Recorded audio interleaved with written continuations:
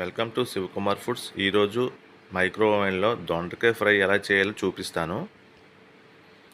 ముందు బోరోసిల్ బౌల్ తీసుకోండి, మైక్రోసేవ్ bowl.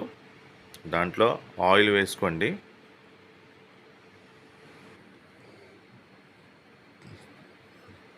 Two seconds పెట్టుకోండి. వేడైన తర్వాత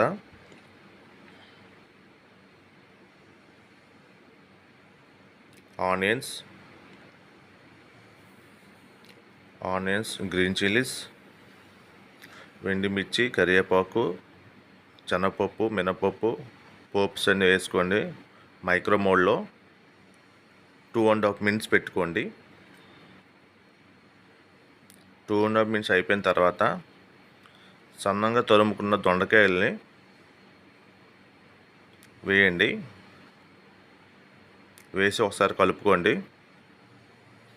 అదే మన స్టవ్ మీద అనుకోండి, దొండకాయ ఉడకాలంటే చాలా టైం పడుతుందండి. అదే మైక్రోవేవ్లో చాలా ఫాస్ట్గా అవుతుంది.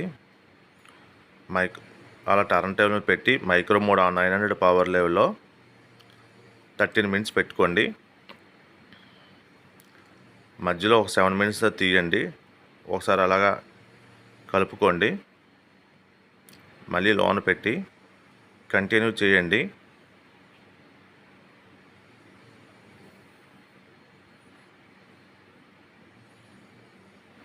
చూసారా, మనం ఆయిల్ తక్కువ వేసాము. రెడ్ చిల్లీ పౌడర్ అలాగే యాడ్ చేయండి. సాల్ట్ వేసుకోండి. అలాగ ఒకసారి మిక్స్ చేయండి.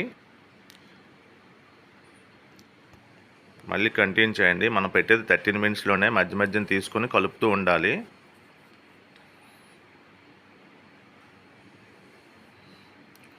మీకు ఇంకా రెడ్ చిల్లీ పౌడర్ వేసుకోవాలనుకుంటే మళ్ళీ వేసుకోండి.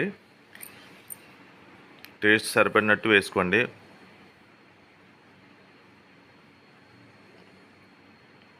మళ్ళీ ఒకసారి మిక్స్ చేసి